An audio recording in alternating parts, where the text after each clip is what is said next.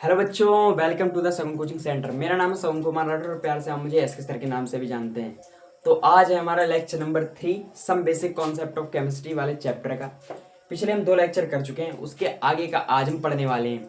तो किस लेवल की एनर्जी है आप लोगों के अंदर बताइए।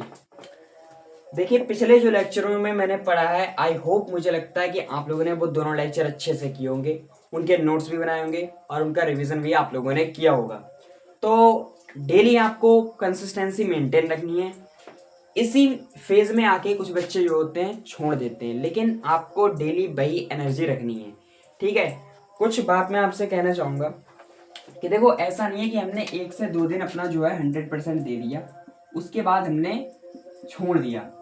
तो ऐसा हमें बिल्कुल भी नहीं करना है। हमें जो है अपना पूरा 100% देना है लास्ट तक। ठीक है, तो इतनी बात आपको याद रखनी है और हमेशा अपना 100% देना है। रिजल्ट चाहे जो कुछ भी हो, उससे हमें कोई लेना देना नहीं है। तो आज हम पढ़ेंगे अपने आगे का, जो हमने पिछले 2 लेक्चर्स में कवर किया था, उसके आगे का जो हमारा रह गया था वो पढ़ेंगे। उससे पहले मैं आपको क्वेश्चन प्रैक्टिस भी करवाऊंगा। लास्ट लेक्चर में जब मैं आपको यहाँ पे पढ़ा के गया था, तो मैं आपको आइसोटर्म्स तक शायद पढ़ा के गया था, वही तक पढ़ा के गया था, जिसमें मैंने आपको आइसो इलेक्ट्रॉनिक बताए थे। इसमें ऐसी 2 स्पीसीज जिनके मतलब इलेक्ट्रॉन सेम होते हैं उन्हें आइसो इलेक्ट्रॉनिक कहते हैं। फिर मैंने आइसोटोन्स बताए थे, आइसोटॉपिक बताए थे, ठीक है, और आइसो एस्टर बताए थे, आइसो डायफर्स बताए थे। अब जो हमने पिछले लेक्चर में पढ़ा था आपको बताया, मैं रिकेप भी करवाता हूँ, आपका पिछला भी रिवीजन हो जाता है। तो मैं पिछले लेक्चर पे ही बेस्ड आपसे कुछ क्वेश्चन भी अब करवा रहा हूँ। तो कुर्सी की पेटी बांध लीजिए, कमर सीधी, बिल्कुल फोकस आपके मेरे ऊपर होना चाहिए। ठीक है, मेरे ऊपर नहीं, बोर्ड के ऊपर होना चाहिए। ठीक, देखो क्वेश्चन मैं आपके लिए करवाऊंगा, कुछ क्वेश्चन मैं लेके आया हूँ आपके लिए बना के, वो क्वेश्चन आपको करने हैं, सही है। तो सबसे पहले मैं आपको बता दूं कि अगर आपने वो जो 2 लेक्चर नहीं देखे हैं हमारे स्टार्ट वाले की, first lecture and second lecture, तो आप वो लेक्चर मैं आपसे कहूंगा सबसे पहले आप वो वाले लेक्चर देख लीजिए, क्योंकि अगर आपने वो नहीं देखे तो अभी तो हम बेसिक्स ही कवर कर रहे हैं, अपनी टोन्स मिला रहे हैं एक दूसरे से। कुछ मैं आपको जान रहा हूँ, कुछ आप मेरे को जान रहे हैं। ठीक है, तो आप वो लेक्चर भी देख लीजिए, उसके बाद आप ये लेक्चर देख लीजिए। अभी तो बेसिक ही कवर कर रहे हैं, क्योंकि हमारे चैप्टर का नाम ही है some basic concept of chemistry. ठीक है, जिन बच्चों ने ए लेक्चर कवर नहीं किए उन्हें मोल कॉन्सेप्ट में बहुत ज़्यादा दिक्कत आएगी, इसलिए ए लेक्चर भी आपको कवर करने हैं। इसमें मैं आपको एक एक चीज़ बताते हुए चल रहा हूँ। और हाँ, अगर मेरी आप अभी तक रील नहीं देख रहे हैं, जो मैं रील भी इस चैनल पर डाल रहा हूँ, शॉर्ट वीडियोस, जिसमें मैं इस चैप्टर को आपको पूरा पूरा कवर करके दे रहा हूँ, उसमें भी आप अगर वो भी देख लेंगे, उससे भी आपको बहुत बेनिफिट मिलेगा। तो चलिए पिछले लेक्चर का रिवीजन भी करते हैं। और मैं आपको बता दूं कि अगर आप हमारे चैनल पर नए हैं तो चैनल को सब्सक्राइब कर लो, लाइक कर दो वीडियो को शेयर कर दो, और उन दोस्तों के साथ जरूर भेजें जिन्हें अभी तक केमिस्ट्री का फ्री बैच नहीं मिला है, इसके बारे में नहीं पता चला है। तो चलिए अब करते हैं अपनी पढ़ाई को स्टार्ट, पढ़ते हैं आज की टीम। ठीक है, देखो क्वेश्चन मैं आपके लिए दे रहा हूँ एक, आपको बताना है इसमें से कि 6 कार्बन 13 एंड 8 ऑक्सीजन 17, मैं ऑप्शन भी दे दे रहा हूँ आपके लिए कि आइसोटोन्स हैं या फिर आइसो इलेक्ट्रॉनिक हैं या फिर आइसो डायफर्स हैं या फिर जो है आपके आइसोटोप हैं। जल्दी से बताओ, आपके पास 10 सेकंड का टाइम है। एक सवाल है आपके पास, करके दिखाओ। अब देखो इस सवाल को अप्रोच कैसे देनी है। सबसे पहले आपको ये तो पता है कि आइसोटोन्स क्या होते हैं। ठीक है, आइसोटोन्स होते हैं वो जिनमें न्यूट्रॉनों की संख्या सेम होती है। ठीक है, और आइसो इलेक्ट्रॉन वो होते हैं जिसमें मतलब इलेक्ट्रॉन की संख्या सेम होती है। आइसो डायफर्स वो होते हैं जिनमें जो है प्रोटॉन और न्यूट्रॉन की संख्या में सेम डिफरेंस होता है। और आइसोटोप वो होते हैं जिनके एटॉमिक नंबर सेम होते हैं। क्या इसमें न्यूट्रॉन की संख्या सेम है? नहीं है। ठीक है, इसमें जो है आपके 13 में से 6 गया तो 7, और इसमें गए आपके 17 में से 8, तो बचेंगे आपके कितने? 9 बचेंगे। ठीक है, तो यानी सेम नहीं है। आइसो इलेक्ट्रॉन क्या इसमें इलेक्ट्रॉन सेम है? देखो इसमें 6 इलेक्ट्रॉन, इसमें 8 इलेक्ट्रॉन, सेम नहीं है, ये भी ऑप्शन नहीं होगा। फिर अगर देखें कि आइसोटोप क्या, मतलब इसमें देखो एटॉमिक नंबर क्या सेम है? नहीं है सेम। तो आप देखो इसका 6 एटॉमिक नंबर, इसका 8 है, तो आइसोटोप भी नहीं होगा। बचा हमारे पास एक ही ऑप्शन, तो अपना ऑप्शन नंबर सी हो जाएगा बिल्कुल करेक्ट। ऐसे करके आप अप्रोच दे सकते हैं। मैं आपको ये भी बता दूं, पिछले लेक्चर में आपने बताई था, अभी मैंने बताई दिया वैसे भी, कि आइसोडायफर्स अपने वो होते हैं जिनमें जो है प्रोटॉन न्यूट्रॉन के सेम डिफरेंस होता है। ठीक है, अगला देखो सवाल,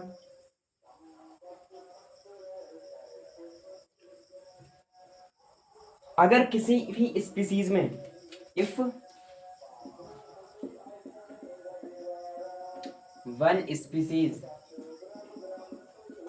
हैव, अगर किसी भी स्पीसीज में प्रोटॉन जो है वो है आपके 16, ठीक है, और इलेक्ट्रॉन जो है वो है आपके 18, और वहीं जो है आपके न्यूट्रॉन जो है वो भी है 18 ना, न्यूट्रॉन जो है वो है आपके 16, ठीक है, न्यूट्रॉन जो है वो है आपके 16। तो आपको बताना है कि इनमें से कौन सी स्पीसीज होगी। ऑप्शन है आपके पास 4, सल्फर माइनस सिलिकॉन +2, फिर सल्फर 3 माइनस, और फिर चौथा जो ऑप्शन है आपका वो है आपका सल्फर के ऊपर 2 माइनस। जल्दी से बताओ, आपके पास 10 सेकेंड है। देखो जल्दी से क्वेश्चन पढ़ो, क्वेश्चन में और कुछ भी बचा ही नहीं है, सब मैंने आपको बता दिया है कि कैसे क्या करना है। देखो और फिर बताओ कि इसका कौन सा वाला आंसर होगा करेक्ट आंसर, जल्दी से बताओ, सब कवर हो जाएगा पिछले लेक्चर का। आई होप आपने सॉल्व कर लिया होगा। मैं डायरेक्ट इसमें आंसर ही बता रहा हूँ क्योंकि सब में एक ही ट्रिक है। मैं इस वाले को लेके चल रहा हूँ चौथे वाले का, क्योंकि यही इसका आंसर है। देखो इसमें हमें दे रखा है सल्फर में, दे रखा है सल्फर के ऊपर 2 नेगेटिव, ठीक है। सल्फर का जो एटॉमिक नंबर होता है वो होता है आपका 16। इसमें अगर हम निकालेंगे प्रोटॉन तो यही होता है जेड का नंबर, तो यानी कि प्रोटॉन है इसमें 16। इलेक्ट्रॉन अगर निकालेंगे इसमें तो 16 + 2, यानी कि मतलब अगर माइनस का चार्ज होता है जितना तो वो उतना ही ऐड होता है उसमें, ठीक है, इलेक्ट्रॉन्स में। तो यानी कि 16 + 2, तो ये भी हो जाएंगे, इलेक्ट्रॉन हो जाएंगे इसमें 18। वहीं न्यूट्रॉन की बात करें तो न्यूट्रॉन देखो इसका एटॉमिक वेट जो होता है वो होता है 32, तो 32 में से अगर आप 16 घटाएंगे तो बचेंगे 16। ये देखो बिल्कुल आ गया आपका आंसर कि प्रोटॉन जो है 16 है, इलेक्ट्रॉन जो है 18 है, और न्यूट्रॉन जो है वो है आपके 16। ऐसे करके आप क्वेश्चन को अप्रोच दे सकते हैं, ऐसे करके आप क्वेश्चन को कर सकते हैं, ठीक। तो ये तो हो गया हमारा कुछ पिछले लेक्चर का रिवीजन, इतना मैंने आपको बता दिया, बस यही सब हमने पढ़ा था, और तो कुछ ज्यादा हमने इसमें पढ़ा नहीं है, ठीक है। वही सब थे आइसोटर्म्स के ऊपर, मैंने आपको सवाल भी करवा दिए हैं, ठीक। अब पढ़ते हैं आज का टॉपिक, इतने को मैं कर दे रहा हूँ इरेज, कुछ आपके क्वेश्चन प्रैक्टिस भी मैंने करवा दी, इसी टाइप के क्वेश्चंस भी आते हैं। बाकी मैं आपको क्वेश्चन पे टेलीग्राम चैनल पर दे ही रहा हूँ, और अगर पीडीएफ अभी तक अपलोड नहीं हुआ तो वहां पर भी आज अपलोड करवा देंगे हम अपने टेलीग्राम चैनल पर, और टेलीग्राम चैनल से जरूर आप ज्वाइन हो जाइए कि हर नोटिस हर बात आपको वहीं पर पता चलेगी, ठीक है। तो चलो आज की क्लास करते हैं स्टार्ट सर। ठीक है सर, स्टार्ट करते हो तो फिर तो कर रहे बेटा, करना है स्टार्ट। हर एक चीज अब आपको पता चलेगी इस वीडियो में। अब हम पढ़ेंगे आज के अपनी रामायण, करेंगे स्टार्ट, कथा स्टार्ट होने वाली है, सभी लोग बैठ जाएं, प्रसाद भी मिलेगा कथा के बाद, ठीक है। तो चलो हेडिंग डालो, एवरेज एटॉमिक मास। एवरेज एटॉमिक मास क्या होता है बच्चों? Average atomic mass, what is average atomic मास? देखो एवरेज एटॉमिक मास होता है, डिफाइन होता है किसके लिए? आइसोटोप्स के लिए होता है, ठीक है, जिसे हम शॉर्ट में AAM भी लिखते हैं। Define for isotope of element. Isotope का मतलब क्या होता है? जिनके एटॉमिक नंबर सेम होते हैं, ठीक है। इतनी बात हमें पता है सर, ठीक, ओके, बढ़िया है अगर आपको पता है तो। फिर देखो AAM जो होता है वो आपका डिपेंड करता है, AAM depends on abundance of isotopes of element in the universe. किस पे डिपेंड करता है? Abundance of elements, abundance of isotope of element in the universe depends on abundance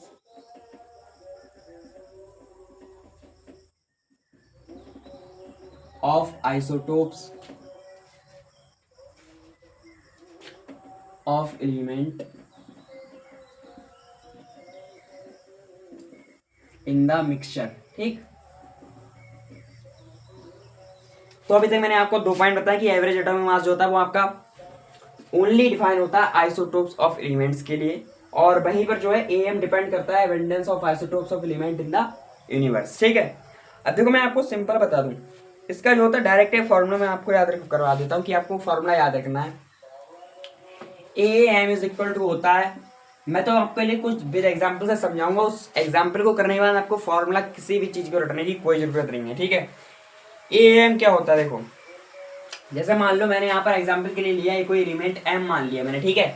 कि हमारे पास कोई एलिमेंट m प्रेजेंट है जिसमें एक m जो है वो है आपका 20 इसका, और एक जो है सब एटॉमिक मतलब इसी का जो है वो है यहाँ पर m 30 है सर। ठीक है, मैंने मान लिया कि इसकी जो है परसेंटेज अबेंडेंस जो है वो कितनी मान लें, कितने भी मान लो यार। ठीक है मैम, एक मतलब लेट करके मान ही रहा हूँ। इसकी जो 40% जो है परसेंटेज अबेंडेंस है, और वहीं अगर M30 की देखें, जब इसकी अगर 40 है तो ये 100 में से ही तो होगी, तो अगर 100 में से मैं इसे घटा दूंगी 100 माइनस 40 इज इक्वल टू 60% इसकी अबेंडेंस आ जाएगी M30 वाले की, ऊपर वाले की ये 40। अब फॉर्मूला हमसे क्या कहता है देखो, आइसोटोपिक मास, इस समीशन का साइन होता है, इससे का मतलब होता है ऐड, इसे हम समीशन भी कहते हैं, इसका मतलब होता है add. AM is equal to यानी कि average atomic mass is equal to isotopic mass into percentage abundance upon में 100। ठीक है, देखो आइसोटोपिक मास इनटू में आपका आ जाएगा परसेंटेज अबेंडेंस, अपॉन में जो आपका आ जाएगा वो आ जाएगा 100। बस इतनी बात आपको याद रखनी है और कुछ नहीं, इसी से आपका इस लेवल के सभी सवाल हो जाएंगे। ठीक, अब क्वेश्चन मैं आपके लिए बना देता हूँ एक क्वेश्चन, भी तो हमें करना है, हमने कॉन्सेप्ट पढ़ लिया। तो देखो क्वेश्चन हमारा है एक, an element Z exist as 3 isotopes Z की पावर 40, जेड की पावर 45, पावर नहीं है सही है, एटॉमिक मास है, हाँ एटॉमिक मास है सही है, जेड मतलब 40 एंड जेड जो है वो है 50। ठीक है, and their percentage abundance is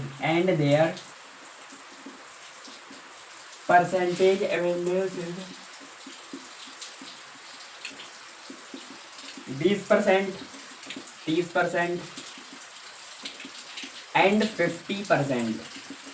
ठीक है मेरे गुरु, देखो बारिश भी हो रही है बाहर, बहुत अच्छा मौसम है आज, मौसम बड़ा बेईमान है, मेरे घर पे आप आए हैं, मैं कुछ बनी नहीं, सही नहीं बनी कविता। कैलकुलेट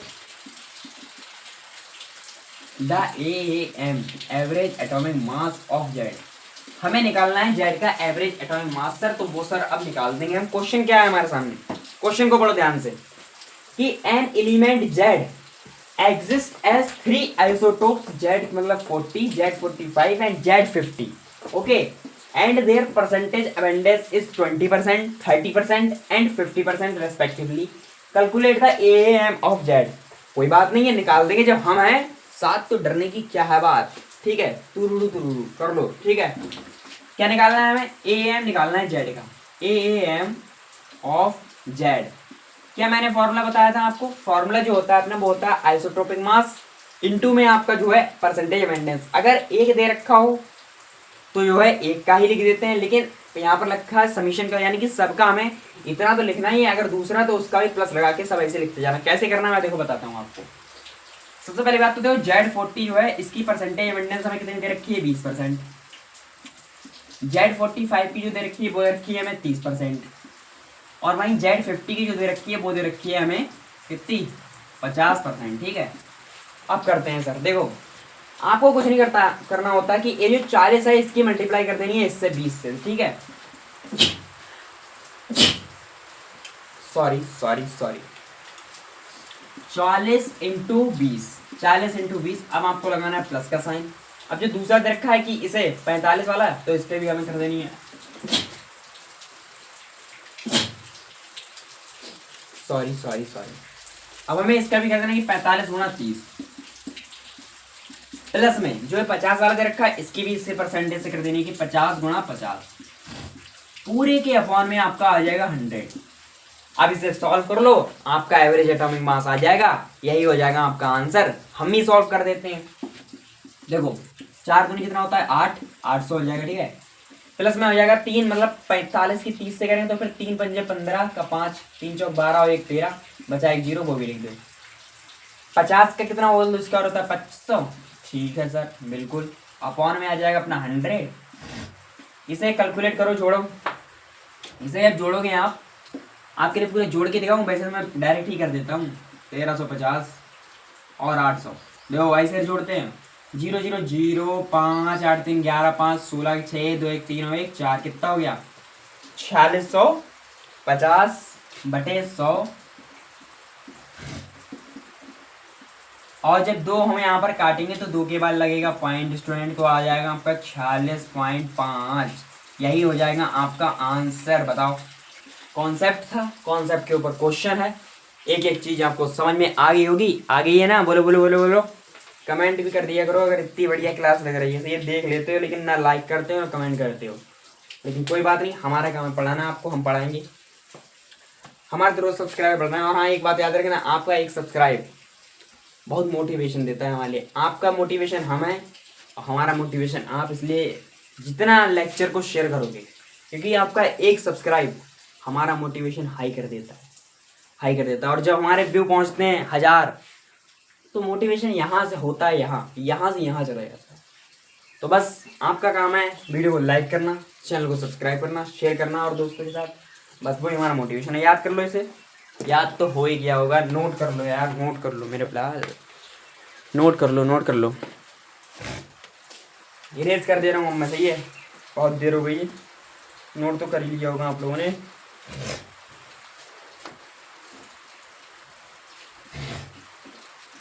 किस पे रखे तुमने कदम, नाने नाने सता है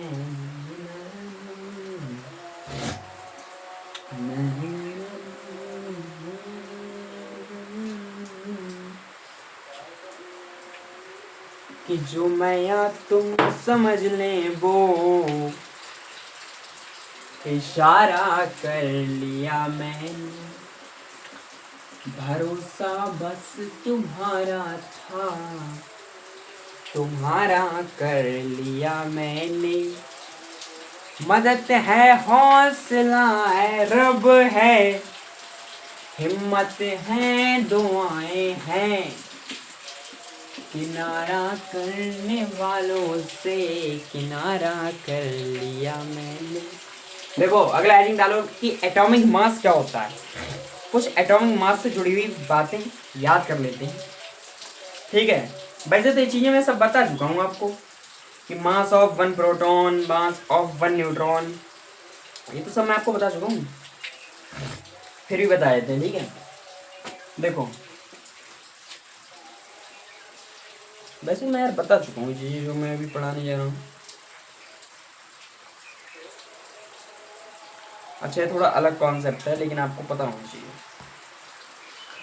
देखो एटॉमिक मास वाला जो कॉन्सेप्ट है यहाँ पर मैं आपको बता दूं कि मास ऑफ प्रोटॉन, AMP का मतलब है यहाँ पर लिखा हो कि मास ऑफ प्रोटॉन। तो एक प्रोटॉन का जो आपका मास होता है वो कितना होता है? 1.67 गुणा 10 की पावर माइनस 27 किलोग्राम। 1.67 गुणा 10 की पावर माइनस 27 किलोग्राम, ठीक है? और उसके बाद अगर ग्राम में से लिखेंगे तो आएगा 1.67 गुणा 10 की पावर माइनस 24 ग्राम हो जाएगा आपका ये ग्राम में।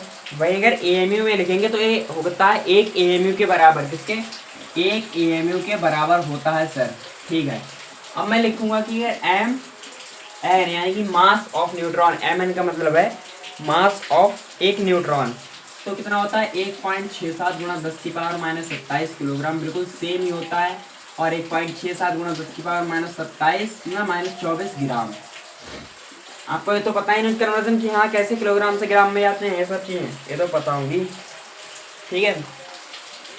अब इसे भी AMU में लिखते हैं तो AMU आपका 1 AMU के बराबर होता है सर। अब लिखते हैं ME यानी कि मास ऑफ इलेक्ट्रॉन, ये होता है आपका 9.1 गुणा 10 की पावर माइनस 31 किलोग्राम। वहीं अगर ग्राम में लिखें तो होगा 9.1 गुणा 31 यानी कि 28 ग्राम, 10 की पावर माइनस 28 ग्राम हो जाएगा सर। और इसका AMU में लिखते हैं एटॉमिक मास यूनिट के रूप में, तो जो आपका आता है वो आता है 1/1837। अप्रॉक्सीमेटली जो आता है आपका 0 AMU के बराबर आता है सर। किसके बराबर आता है? 0 AMU के बराबर आता है आपका इतना, ठीक है? इतनी बात आपको याद रखनी है। फिर देखो एक चीज़ आपको याद रखनी है कि NP अगर मैं लिखूँ यहाँ पर तो आप इतना तो समझ जाएंगे कि NP का मतलब है number of proton, number of proton. NE अगर मैं लिखूँ तो आ जाएगा आपका नंबर ऑफ इलेक्ट्रॉन। और वहीं N एन लिखूँ मैं यहाँ पर तो हो जाएगा नंबर ऑफ न्यूट्रॉन। ठीक है, इतनी बात आपको याद रखनी है। ठीक, अब मैं यहाँ पर आपको एक चीज लिख के दिखाऊंगा, N P plus N N is equal to A. A यहाँ पर रिप्रेजेंट करता है आपका एटॉमिक मास को। ठीक है, मास नंबर को यहाँ पर रिप्रेजेंट करता है ए। ठीक है, ये करता है मास नंबर को रिप्रेजेंट करता है। ओके सर, बिल्कुल हमें समझ में आ गया है। आवाज़ तो आ रही होगी मेरी फुल?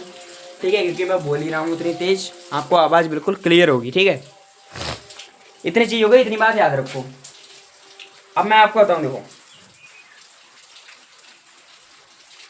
अगर हमसे कोई कहे कि हमें मास निकालना है कि मास ऑफ एक एटम ऑफ एनी एलिमेंट, तो वो कैसे करके हम निकालेंगे? देखो इतनी बात आपको याद रखनी है, मास ऑफ एक atom of any element, mass of one atom of any element, mass बताना है हमें। सही है, मास ऑफ एक atom of any element, mass due to electron plus proton, लिखेंगे हम कि mass due to electron proton and neutron, mass due to electron plus proton plus neutron. ठीक है, कहने का मतलब मेरा क्या है, जैसे क्वेश्चन आपसे दे देगा कि वो आपसे पूछ लेगा कि मास ऑफ एक एटम, मास ऑफ एक एटम ऑफ एनी एलिमेंट, मतलब किसी भी एलिमेंट के एक एटम का मास अगर आपको पूछ रहेगा वो, तो इस लेवल से आप क्या करना है कि ऐसे करके लिखना है mass due to electron plus proton plus neutron. ठीक है, ऐसे करके आप कर सकते हैं। जैसे मैं आपको लिख के भी बता दूं यहाँ पर कि N E plus M P plus N. ठीक है, अब आपको पता है कि इलेक्ट्रॉन का जो है मास जो होता है वो होता है बिल्कुल 0 mm में होता है। अगर हम एम देखें तो इतना एक इतना हो जाएगा, आपका हो जाएगा 0। सही है, तो अगर फॉर्मूला जो हमारा निकल के आएगा वो आएगा mass of proton into number of proton plus number of neutron, कुछ इस तरह का आपका फॉर्मूला बन के आएगा। इसका मतलब क्या है कि मास नंबर, मतलब मास नंबर, ठीक है, मास नंबर और इनटू में आपका हो जाएगा मतलब मास ऑफ प्रोटॉन या फिर mass of neutron, mass of proton या फिर मास ऑफ न्यूट्रॉन हो जाएगा सर। ठीक है, ऐसे करके आप किसी भी एक एलिमेंट का मास पता कर सकते हैं एक एटम के अंदर। ठीक है, ये आपका कॉन्सेप्ट था। ये कितना,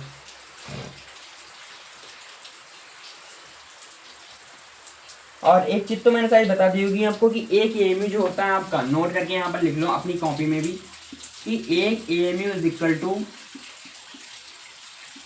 1.67 इंटू में 10 की पावर -24 ग्राम के बराबर होता है। 10 की पावर -24 के ग्राम के बराबर होता है। इतनी बात आपको याद नहीं कि अगर आपको कभी एएमयू से ग्राम में बदलना हो तो आप इतने से मल्टीप्लाई करेंगे कि 1.67 गुणा 10 की पावर -24 ग्राम। ठीक है, अब एक एग्जाम्पल ले लेते हैं सर। जैसे मैंने यहाँ पर एग्जाम्पल लिया कि 8 ऑक्सीजन 16, इसमें मुझे बताना है कि मास of one atom of oxygen. ठीक है, क्या बताना है मुझे इसमें कि मास of one atom of oxygen. अब मुझे बताना है, देखो सिंपल सा आपको फॉर्मूला लगाना कि मास नंबर इसका कितना होता है 16 गुणा में MP और Mn, या तो मास ऑफ प्रोटॉन लिख दो या फिर मास ऑफ न्यूट्रॉन लिख लो। मास ऑफ प्रोटॉन मतलब किसी का भी एक का लिखना है। ठीक है, और लगाए इसीलिए आप ध्यान देना। ठीक है, मास ऑफ प्रोटॉन या फिर मास ऑफ न्यूट्रॉन किसी भी एक का लिखना है। मैं किसी का भी लिख देता हूँ, सेम ही है 1.67 गुणा 10 की पावर -27 है हमारा। ठीक है, 27 किलोग्राम हो जाएगा यहाँ पर। ठीक है, जब हम इसे सॉल्व करेंगे, जब हम इसे करेंगे सॉल्व, तो हमारा जो आएगा, देखो अब हम करेंगे इसे ग्राम में चेंज। 16 गुणा 1.67 गुणा 10 की पावर -24 ग्राम की हम 10 की या 3 से करेंगे मल्टीप्लाई, तो वो हो जाएगा हमारा 10 की पावर -24 बचेगा। ठीक है सर, अब हमें निकालना कितना है, देखो ऐसे करके 1.67 जो होता है 10 की पावर -24, ये होता है आपका एक एमयू के बराबर होता है। देखो बिल्कुल मैंने यहाँ पर प्रूफ कर दिया कि एक, जब आप जो आप करते रहते हैं, यहाँ हमारा जो है ऑक्सीजन का 16 होता है, एटॉमिक मास होता है, एटॉमिक मास जो होता है 16 होता है, 16 होता है, 16 होता है। तो यहाँ पर मैंने आपको प्रूफ करके दिखा दिया कि कैसे करके वो 16 आता है। देखो अपनी आंखों के सामने ही है, बताओ। और एक बात याद रखना, एएमयू को हम ऐसे भी लिख सकते हैं, भाई यू आता है ऐसे, केवल इतनी भी बात से लिख सकते हैं, तो ये भी बात आपको याद रखनी है। ठीक, ठीक है सर। तो ये हो गया आपका, ठीक है। इतनी चीज आपको याद रखनी थी इसमें, ठीक है।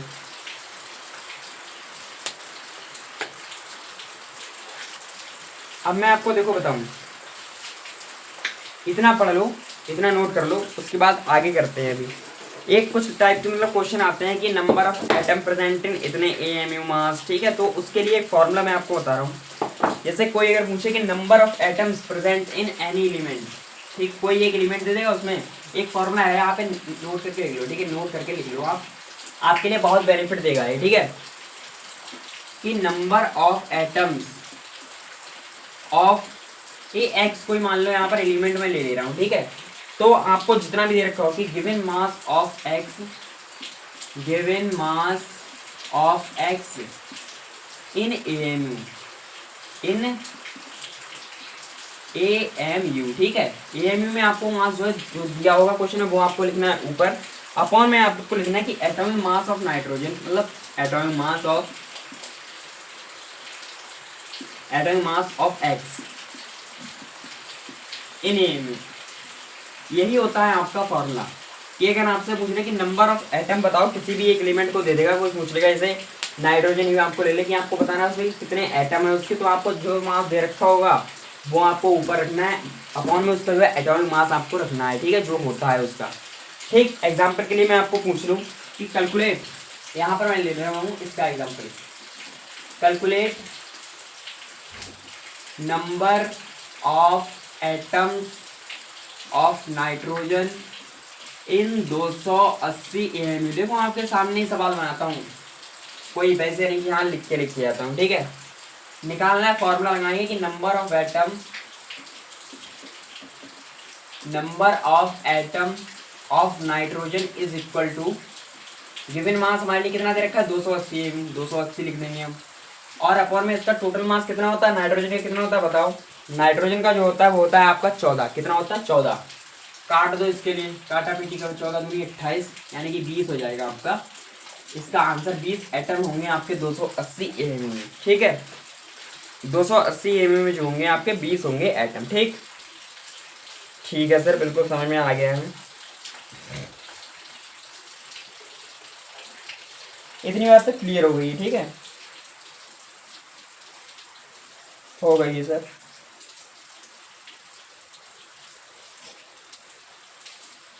इतना आप नोट करो, उसके बाद आगे क्या बढ़ते हैं, ठीक है। इतना आप पहले नोट कर लो, मैं साइड हो जाता हूँ।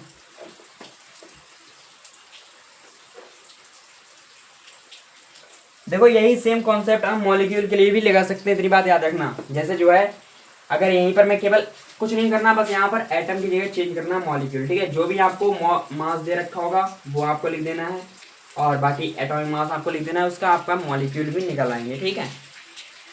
बिल्कुल ऐसे ही लगा सकते हैं।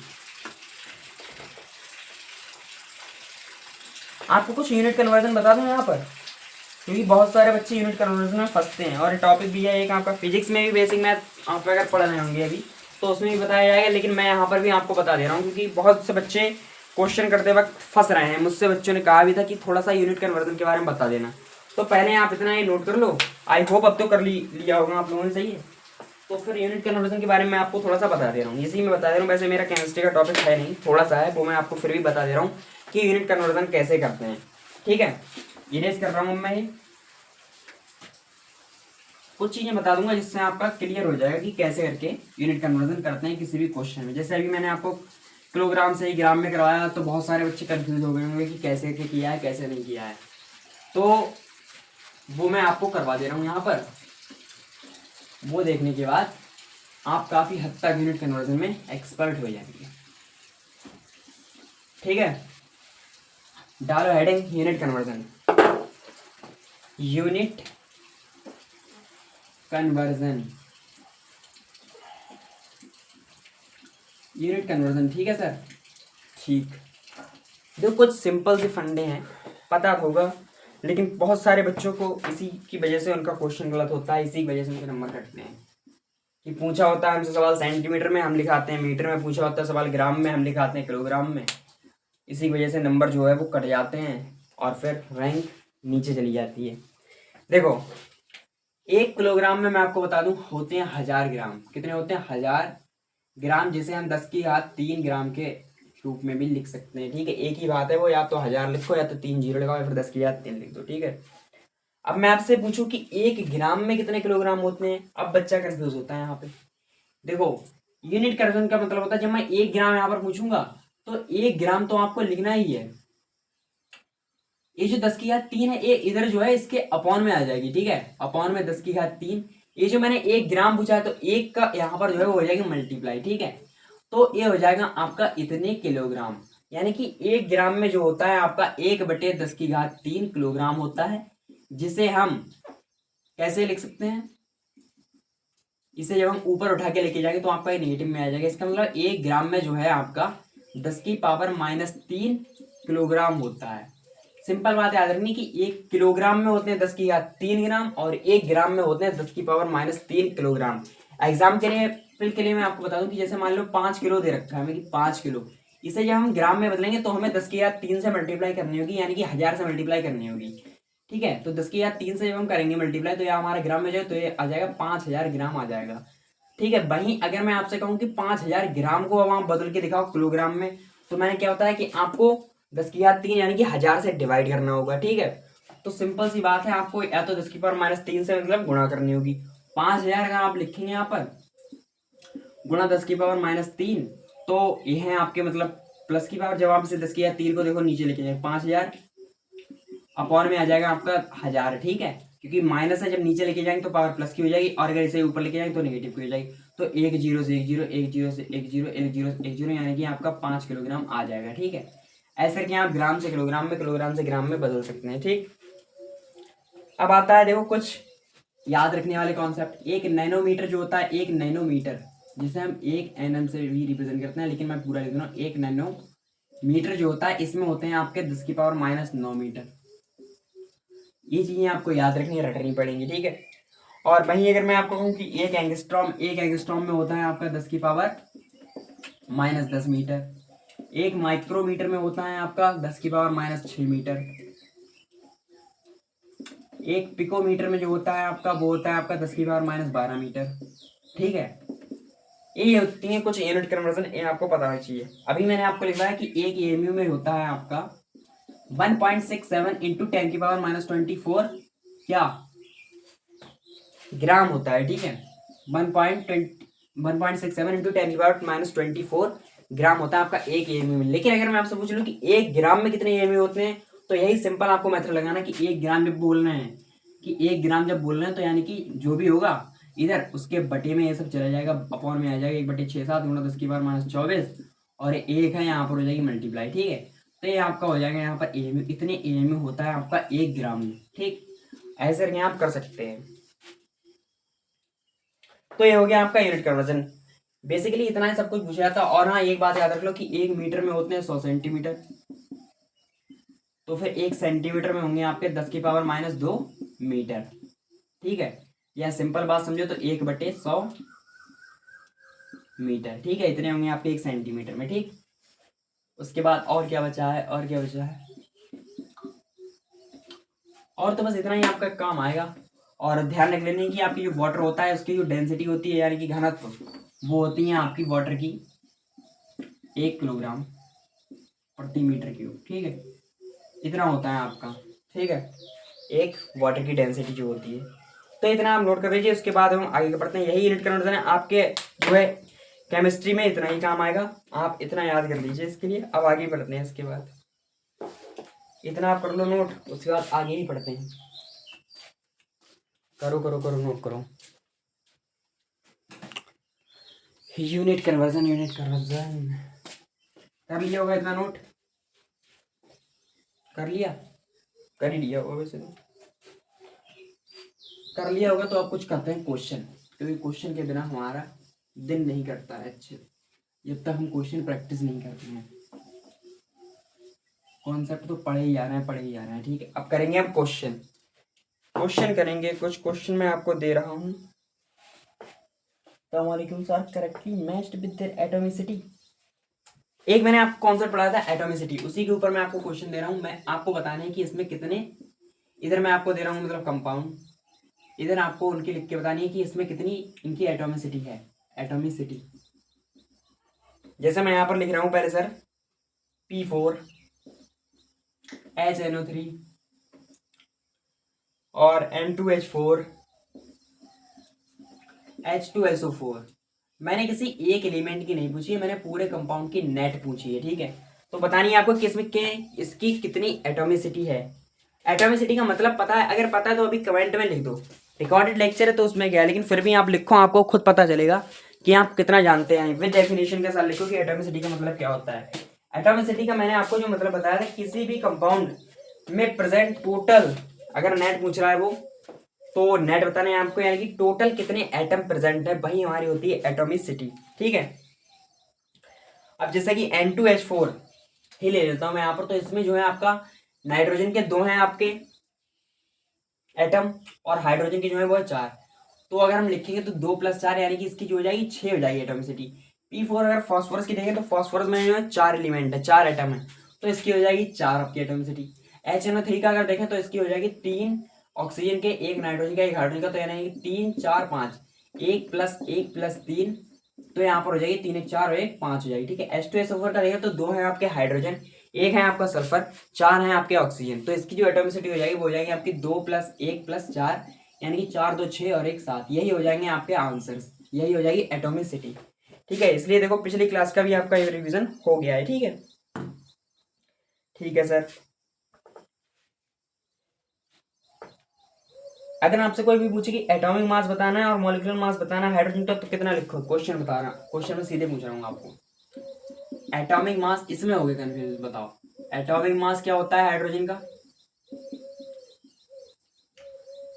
And molecular mass, molecular mass of hydrogen, hydrogen का बताना है आपको atomic mass and molecular mass. बताओ जल्दी बताओ जल्दी, एटॉमिक मास कितना होता है। देखो जब हम एटम के रूप में हाइड्रोजन को लिखेंगे तो हम केवल हाइड्रोजन ऐसे लिखेंगे, ए हमारा हाइड्रोजन है। जब हम मॉलिक्यूल के रूप में लिखेंगे तो हम लिखेंगे ऐसे H2। तो हाइड्रोजन का देखो वैसे तो होता है एटॉमिक मास जो होता है वो होता है 1, यहाँ पर 1 हाइड्रोजन है, इसका तो एटॉमिक मास हम लिख देंगे 1, लेकिन यहाँ पर आती है गड़बड़, बच्चा यहाँ पर भी 1 ही लिखता है, लेकिन 1 नहीं लिखा जाएगा, यही तो है स्कैम, यहीं पे तो आता है आपका स्कैम।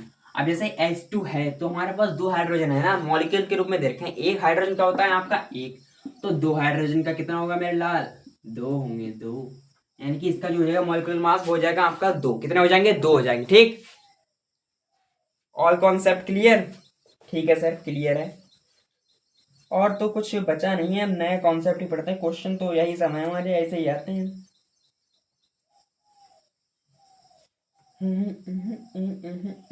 इतना नोट कर लो, ये क्वेश्चन भी इंपॉर्टेंट है आपके लिए। एक सवाल आता है हमारे पास कि हमें चार्ज बताना होता है, कुछ इस टाइप का आता है सवाल। ये चार्ज वाले सवाल शायद मैंने आपको करवाए हैं या नहीं करवाए, फिर भी मैं करवा देता हूँ कि what is the charge of 96 AMU in sulphur के ऊपर 2-। ठीक है, हमें बताना है कि 96 AMU में सल्फर के ऊपर 2- पे कितना चार्ज प्रेजेंट होगा। देखो सबसे पहले हमें निकालने हैं इसके आयंस, निकालने किसमें कितने आयंस प्रेजेंट है, ठीक है। आयंस कैसे निकालेंगे, देखो कैसे के ऐसे सवाल सॉल्व करते हैं, आप पहले इधर देख लो बाद में नोट कर लेना। आयंस ऑफ सल्फर की पावर 2-, जो हम आयंस निकालते हैं तो हमें जो भी दे रखा होता है मतलब एमयू में मास, वो हम ऊपर लिखते हैं, अपॉन में लिखते हैं जितना उसका मोलर मास होता है। दे रखा है हमारे लिए 96, मोलर मास जो होता है आपका सल्फर का वो होता है 32, आई थिंक नहीं होता ही है 32, ठीक है। जब आप इसे काटेंगे तो 32 3 96, 3 आ जाएंगे इसके इसमें आयन, 3 आयंस ऑफ H2-, ठीक है। 3 आयंस हैं आपके 96 AMU में, कितने हैं, 3 हैं, ठीक है सर। अब देखो रिलेटिव चार्ज अगर मैं यहाँ पर निकालूं, इसके ऊपर 2 नेगेटिव चार्ज आना है आपके, 2 नेगेटिव चार्ज। जैसे मान लो एक अगर मैं लिखता हूँ सल्फर का, मैं मतलब ये लिखता हूँ एक सल्फर का, मैं यहाँ पर एटम लिखता हूँ, आयन लिखता हूँ, तो इसके ऊपर 2 नेगेटिव आना है, ठीक है, 2 नेगेटिव चार्ज आ रहा है। वहीं अगर मैं 3 लिखूंगा ऐसे ही, तो यानी कि उनके ऊपर कितना आ जाएगा, 6 आ जाएगा, नहीं आ जाएगा। तो यहाँ पर अगर मैं लिखूँ कि रिलेटिव चार्ज है, तो रिलेटिव चार्ज कितना आ रहा है यहाँ पर, रिलेटिव चार्ज लिखूं मैं अगर 3 आयंस का, तो फिर 3 गुणा -2, क्योंकि माइनस का 4 तो माइनस का ही आएगा, तो -6 मैंने यहाँ पर आपका लिख दिया है, ठीक है। अब मुझे एग्जैक्ट चार्ज निकालना है इसके ऊपर। एक जो होता है एक एटम के ऊपर अगर चार्ज देंगे तो होता है 1.6 इंटू 10⁻⁻19 कूलम। लेकिन हमारे पास है यहाँ पर 6 आयन है, तो उसका जब हम गुणा करेंगे किससे, 6 से, देखो total charge present in 96 AMU S2 minus, देखो एक पर होता है आपका 1.6, तो 6 पर होगा आपका 6 गुणा 1.6 गुणा 10⁻⁻19 कूलाम। ठीक है, चार्ज की जो यूनिट होती है वो होती है कूलाम। इसकी जब हम मल्टीप्लाई करेंगे तो आएगा आपका 1696, यानी कि माइनस का 9.6 गुणा 10⁻⁻19 कूलाम आ जाएगा आपका आंसर। ठीक है, अब माइनस में हमने दे रखा है, हो सकता है आपसे ऑप्शन में माइनस दे रखा हो या नहीं दे रखा हो, कई बार वो आपसे केवल मैग्नीट्यूड दे देंगे, तो ऐसा ही लिखा हो सकता है कि 9.6 इंटू 10⁻⁻19 कूलाम। तो आपको वही ऑप्शन टिक करना है जो आपका प्रेफरेबल होगा। दोनों एक साथ नहीं दिए होंगे कि माइनस में भी यही दे रखा हो और प्लस में भी यही दे रखा हो, अलग अलग दे सकते हैं, या तो ये दे रखा होगा या फिर नेगेटिव वाला दे रखा होगा। ठीक है, ठीक है, अब इतना तो हो गया है, सही है। इसके बाद अब पढ़ते हैं मोल कॉन्सेप्ट का कुछ टॉपिक। आज से करते हैं हम अपना मोल कॉन्सेप्ट भी स्टार्ट। मोल कॉन्सेप्ट में पढ़ते हैं थोड़ा सा टॉपिक, 40 मिनट हो गए और 10-15 मिनट पढ़ेंगे बस। ठीक है, 10-15 मिनट में मोल कॉन्सेप्ट का जितना बेसिक क्लियर हो पाएगा वो सब कर लेंगे हम क्लियर।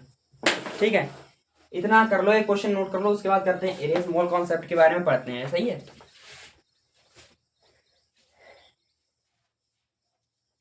जिस पे रखे तुमने कदम, और लोग कहते हैं कि हमें अरबपति बनना है, करोड़पति बनना है, लेकिन आज मोल कॉन्सेप्ट पढ़ने के बाद आप कहोगे कि हमें मोलपति बनना है, सही है। देख लेना, आप खुद बोलोगे कि हाँ हमें भाई मोलपति बनना है। लोग कहते हैं ना कि हे भगवान हमें करोड़पति बना दो, हे भगवान हमें अरबपति बना दो। मैं कहता हूँ ये पढ़ने के बाद आप केवल यही बोलोगे कि हमें मोलपति बना दो, मोलपति बना दो। तो हो सकता है आपने कर लिया हो ये अपना नोट। मैं करता हूँ आपसे इरेज।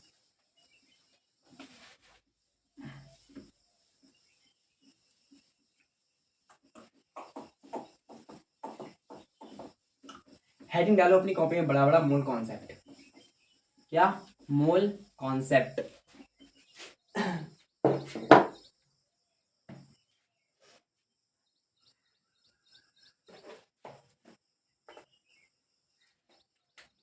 मोल कॉन्सेप्ट, ठीक है, मोल कॉन्सेप्ट। देखो सबसे पहले एक मोल का मतलब कितना होता है, ये बात आपको मैं कई बार बता चुका हूँ, फिर भी लिखवा देता हूँ एक बार। एक मोल इज इक्वल टू होता है आपका 6.022 गुणा 10⁻23 होता है, सही है। एक मोल का मतलब होता है एक, मतलब 6.022 गुणा 10⁻23 होता है। अगर इसे मैं अप्रोक्सीमेट लिखूं तो लिखा सकते हैं ऐसे कि 6 गुणा 10⁻23, क्योंकि वो 0.222 से हम नेगलेक्ट कर सकते हैं। ठीक है, इसे हम ऐसे लिख सकते हैं, इसे हम एन से भी रिप्रेजेंट करते हैं, जिसे हम आवोगाद्रो नंबर भी कहते हैं। आवोगाद्रो नंबर जो आवोगाद्रो भाई साहब ने दिया था वो तो दे के चले गए, अब हमें पढ़ना पड़ रहा है नहीं है। देख लो यही होता है आपका, सही है। अब अगर कोई आपसे कहे कि एक मोल हाइड्रोजन, जैसे एग्जांपल के लिए मैं लेके चल रहा हूँ कि एक मोल हाइड्रोजन, तो एक मोल हाइड्रोजन का मतलब क्या होता है कि 6.022 गुणा 10⁻23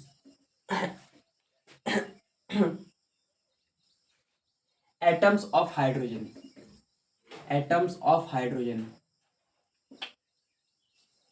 मतलब मेरे कहने का मतलब क्या है, मैंने आपसे एक क्यों कहा था कि लोग कहते हैं करोड़पति बनना है हमें, अरबपति बनना है हमें, लेकिन ये पढ़ने के बाद आप कहोगे कि हमें बनना है मोलपति।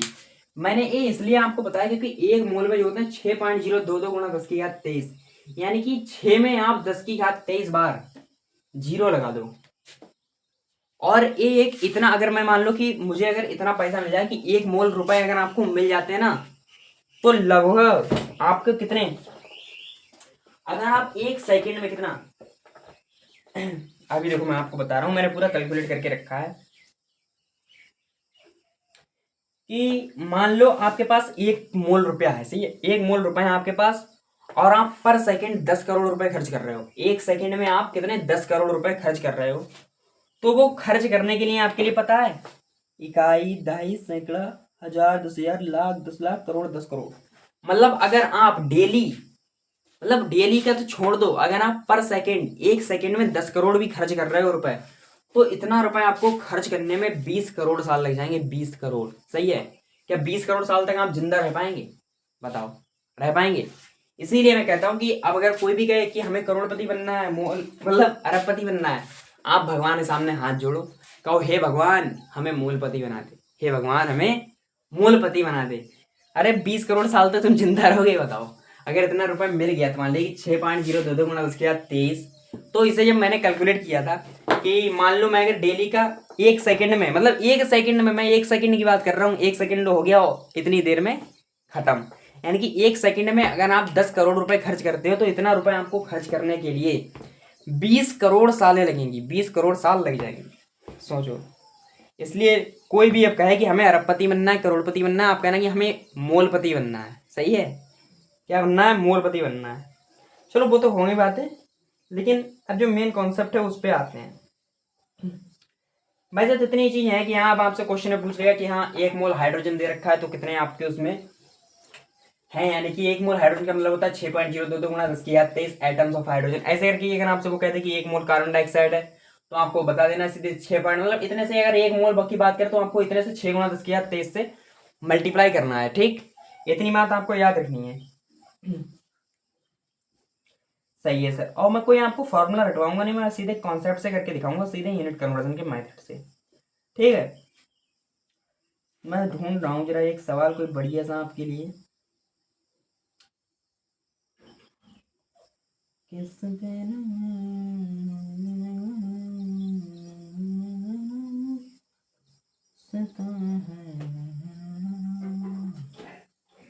टू मोल हाइड्रोजन है, यानी कि 2 मोल मॉलिक्यूल ऑफ हाइड्रोजन। अगर देखो यही तो मैंने केवल एक एटम के लिए लिख दिया है, 1 मोल हाइड्रोजन के लिए। अगर यहाँ पर लिखा हो कि 1 मोल H2 के लिए, 1 मोल H2 के लिए, तो यहाँ पर आपको 2 से मल्टीप्लाई भी करनी होगी, क्योंकि ऊपर एक हाइड्रोजन में लिखा था, लेकिन अगर यहाँ पर लिखें 2 गुणा 6.022 गुणा 10 के 23 एटम्स ऑफ, एटम अब यहाँ पर नहीं आएगा, यहाँ पर आएगा मॉलिक्यूल ऑफ हाइड्रोजन, ठीक है? क्या आएगा? Molecule of hydrogen. तो आप ऐसे मॉलिक्यूल के भी निकाल सकते हैं, इतनी बात आपको याद रखनी है, सही है? ठीक है सर, बिल्कुल समझ गए अब हम। ठीक है, तो अच्छी बात है।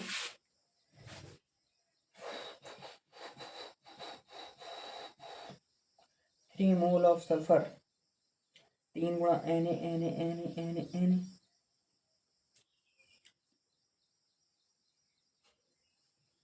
मैं कहता हूँ सीधे सवाल ही करवा दूंगा मैं आपको, क्योंकि ऐसे तो ये सब थ्योरी लिखवाने का कोई मतलब है नहीं। Molar mass is equal mass of 1 mole of chemical entities, कुछ समझ में नहीं आ रहा है यहाँ पर, ये बाकी क्या करें? क्वेश्चन है आपको सब समझ में आ जाएगा वैसे तो। देखो बाकी मोलर मास का ही मेरे नोट्स में जो आगे पढ़ा रखा है वो मैं करवाऊंगा नहीं आपको, क्योंकि उसमें खाली का टाइम पास होगा। मैं सीधे आपके लिए कुछ के जो है आपको एटॉमिक मास बता दे रहा हूँ, वो आपको याद कर लेने हैं, आपको लिख के यहाँ पर दे दे रहा हूँ, कुछ के आपको याद करने हैं। अगर आपको रटे हुए होंगे तो आप सवाल में सीधे अप्रोच दे पाएंगे, अगर बार बार निकालेंगे। जैसे आपको यूरिया का ही मैं दे दूँ, यूरिया का फॉर्मूला जो होता है वो होता है NH2CO NH2। अब क्या आप उसमें निकालने बैठेंगे कि नाइट्रोजन का 14 H2 का हो जाएगा 1 गुणा 2, यानी कि 14 तो 16, फिर C यानी कि 12, कार्बन का, फिर O यानी कि 16 उसका, यानी कि ऐसे ऐसे करके क्या करते हैं। अगर आपको सीधे बताओ कि NH2 यूरिया का मतलब जो होता है हमारा 60 होता है मोलर मास, तो आप सीधे क्वेश्चन में लगा पाएंगे नहीं लगा पाएंगे? बताओ। तो वही मैं आपको लिख के दे रहा हूँ, बाकी तो अभी इसमें मोलर मास का ही कॉन्सेप्ट है सब, तो हम सीधे सवाल के माध्यम से उसे समझ लेंगे, ठीक है? लेकिन अभी आप इतनी चीजें लिख के बता दो मुझे, मैं आपके लिए बता दे रहा हूँ कि calculate the mass, calculate the molar mass of the following, ठीक है? Calculate the molar mass of the following. हमें मोलर मास कुछ चीजों का याद होना चाहिए, कुछ कंपाउंड जो है उनका पता होना चाहिए, सही है? देखो सबसे पहले मैं लिख देता हूं यहाँ पर क्या, एसिटिक एसिड। आप तब तक कैलकुलेट भी करो, अगर आपको जितने का पता है उतने का लिखते भी जाओ। ये है NH2CO NH2, इसे कहते हैं एसिटिक एसिड। ये है आपका NH2CO NH2, इसे कहते हैं यूरिया। और वहीं अगर मैं आपको कहूँ, इसे कहते हैं मेथेन, इसे कहते हैं अमोनिया, इसे कहते हैं हम कंसनट्रेटेड H2SO4, कंसनट्रेटेड सल्फ्यूरिक अम्ल, ठीक है? सल्फ्यूरिक एसिड भी इसे कहते हैं। उसके बाद H3PO4 इसे कहते हैं। उसके बाद आपका आता है, इसे क्या कहते हैं हम, ग्लूकोज, गर्मी में बहुत पीना चाहिए। उसके बाद आपका जो आता है C12H2211, इसे कहते हैं हम सुक्रोज। लिखते भी चलो मेरे साथ साथ, इनके नाम भी आपको याद हो जाए। सुक्रोज, ग्लूकोज, ठीक है, यूरिया। और इसके बाद में अगर मैं लिखूँ आगे तो आपका आ जाएगा sulphur dioxide, sulphur trioxide, SO3। आगे लिख देते हैं यहाँ पर अब C3O2। कुछ भी मैं बनाते हुए चल रहा हूँ, आपको पता भी चल जाएगा। और आगे अगर मैं लिखूँ तो फिर आपको N2H4, जिसे हम हाइड्राजीन के भी नाम से भी जानते हैं। N2H4 जिसे हम हाइड्राजीन भी कहते हैं, सही है। वहीं आगे अगर मैं कहूँ आपसे तो आ जाएगा आपका HNO3, H2SO7, H2SO7। इसे जो हम कहते हैं, इसे कहते हैं ओलियम। क्या कहते हैं इसे? ओलियम कहते हैं। सवाल आएगा आपका इससे रिडॉक्स रिएक्शन में, सही है। उसके बाद अगर मैं कहूँ कि H3PO3, बस इतना ही आप लिख लो, इतना ही आपको फायदेमंद है। देखो एसिटिक एसिड का होता है 60 होता है, यूरिया का जो होता है वो भी आपका 60 होता है, मेथेन का यहाँ कहें तो 12 4 16 आ जाएगा, इसका होता है 70 NH3 का। H2SO4 का जो होता है वो होता है 98, और H3PO4 का जो होता है वो आपका कितना होता है 98, इसका भी होता है। और C6H12 का O6 का होता है आपका 180, यानी कि ग्लूकोज का 180, सुक्रोज का होता है आपका 342 होता है, आई थिंक, हाँ 342 ही होता है। और आपका SO2 का जो होता है वो होता है आपका 64, और SO3 का जो होता है वो होता है आपका 80। C3O2 का जब आप निकालें तो हो जाएगा आपका 68। हाइड्रोजन का जब आप निकालें तो हाइड्रोजन का जो हो जाएगा आपका हो जाएगा 32। HNO3 का जब आप निकालेंगे HNO3 का तो आपका हो जाएगा 63। H2SO7 का निकालेंगे तो हो जाएगा आपका 178, आई थिंक, हाँ 178 ही है। और H3PO3 का जब आप निकालें तो 82। देखो ये कुछ है, आपको इनके याद कर लेने हैं, अगर याद होते हैं तो सही है, वैसे तो याद करने ही पड़ेंगे कुछ, क्योंकि आप क्वेश्चन में सीधे अप्रोच दे पाएंगे, सीधे डायरेक्ट क्वेश्चन कर पाएंगे। जो भी नहीं भी होते हैं तो आपको मैंने फंडा बता रखा है कैसे निकालना, बस ये है कि उसमें टाइम ज़्यादा लगता है। अगर याद होंगे तो सवाल आप जल्दी से सॉल्व कर लोगे, सही है। अब एक आता है कि मोल्स के बारे में, कि मोल्स कॉन्सेप्ट तो हम पढ़ रहे हैं, लेकिन मोल अगर आ जाए हमें पढ़ने मतलब कैलकुलेट करने के लिए क्वेश्चन तो कैसे करेंगे। तो देखो फॉर्मूला याद रखूँ आप कि number of moles of x, मान लो हमें एक्स के नंबर ऑफ मोल्स निकालने, number of moles of x. कहीं भी क्वेश्चन में देखो आपके लिए अगर वो पूछ ले कि हमें इस एलिमेंट के इतने ग्राम में मोल निकाल के दिखाओ, तो आपको सीधे फॉर्मूला याद रखना कि given mass of x, given mass of x,